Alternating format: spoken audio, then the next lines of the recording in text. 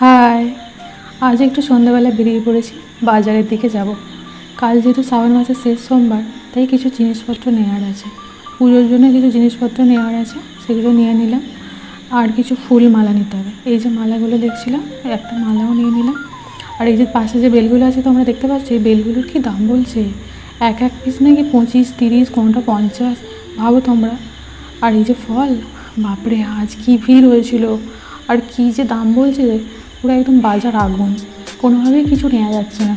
যা করে ভিড় কাটিয়ে কিছু ফল তো নিতেই হবে, তাই দেখে শুনে নিয়ে নিলাম। সবচেয়ে ভালো আছে তা নয়, সব মিশিয়ে রেখেছে, আর একদম যাচ্ছে তাইভাবে দাম বাড়িয়ে দিই। যা কিছু নেওয়া ছিল সবই নেওয়া হয়ে গেছে। আর এই গরমের মধ্যে একদম শরীরটা ভালো লাগছিল, তাই একটু আইসক্রিম খাওয়ার মনে হচ্ছিলো।